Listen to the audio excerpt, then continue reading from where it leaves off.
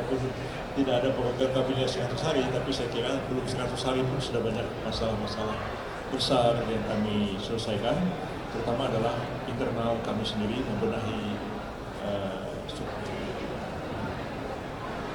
Izin Pak Menko, saya mewakili Pak Menteri Hak Asasi Manusia karena beliau kebetulan ada tugas di kota lain. Jadi singkat saja dua hal, izin Pak Menko. Yang pertama, kami dari Kementerian Hak Asasi Manusia menyampaikan apresiasi yang luar biasa kepada Kementerian Hukum dan HAM melalui Pak Menteri yang di bawah kepemimpinannya kita sudah banyak sekali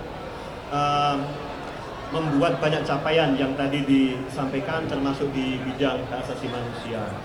Dan yang kedua, karena kita di kementerian baru, Kementerian Hak Asasi Manusia, mudah-mudahan nanti kita bisa bekerja lebih terfokus dan kami akan melakukan kerja-kerja terbaik di bawah kepemimpinan Pak Menteri, Pak Natalius Pigai, dan di bawah koordinasi Pak Menko, Profesor Yusril. Saya pikir itu saja yang bisa saya sampaikan. Terima kasih. Dan kemasyarakatan dan kemudian HAM. Ada tugas-tugas besar yang perlu koordinasi yang lebih fokus, yaitu tentang pembentukan peraturan perundang-undangan yang Pak Menteri Hukum sudah mengadakan rapat dengan Badan Legislasi DPR dan sejumlah agenda kita untuk melakukan penyusunan maupun juga pembahasan berbagai rancangan peraturan perundang-undangan, termasuk juga peraturan pemerintah, peraturan presiden yang sangat kita butuhkan dalam melakukan reformasi dalam banyak hal, baik di bidang hukum sendiri maupun di bidang politik, sosial, dan ekonomi. Dan kita ingin sebenarnya menjalankan fungsi dan tugas kita itu betul-betul secara efektif dan terkoordinasi, karena masalah ini bukan hanya menyangkut 3 kementerian yang ada, tapi juga berkaitan dengan seluruh kementerian. Karena apapun kebijakan produknya harus dituangkan dalam bentuk satu peraturan perundang-undangan. Dan alhamdulillah selama 2 bulan sekarang ini semuanya berjalan dengan sangat baik.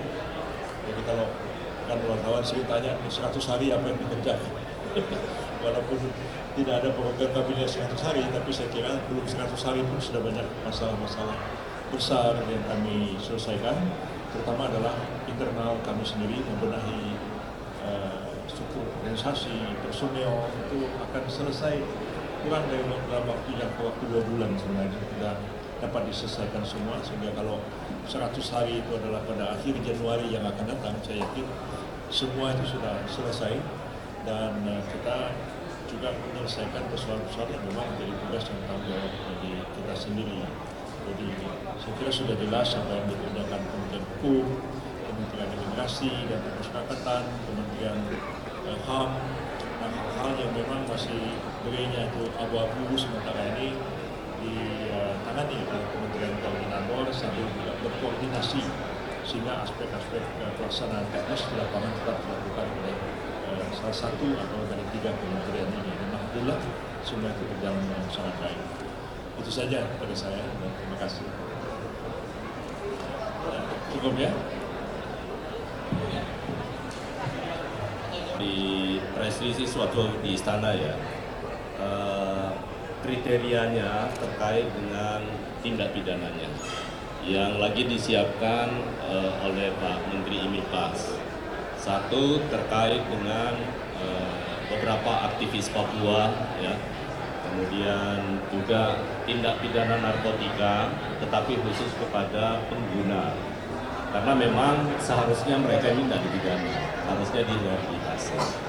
Kemudian juga kasus-kasus ITE yang terkait dengan penghinaan kepada kepala negara. Dan yang terakhir menyangkut soal bagi mereka yang sakit berkepanjangan. Ya. Yang sakit berkepanjangan itu ada beberapa kriteria. Satu, mereka memang sudah berusia lanjut dan sakit. Yang kedua, mereka yang memang memiliki kesehatan yang butuh perawatan khusus, seperti orang karena dalam gangguan jiwa. Banyak, nanti bisa ditanya ke Pak Menteri, berapa banyak orang yang ditahan saat ini dipidana, tapi sudah mengalami gangguan jiwa, dan juga terutama yang terkait dengan HIV/AIDS. Nah ini 4 ini yang menjadi komponen. Nah siapa orangnya nanti itu datanya dan memang yang akan melakukan asesmen adalah Menteri IMIPAS. Cukup ya? Sudah dipindahkan ke Australia dan berjalan dengan sangat baik tanpa halangan apapun.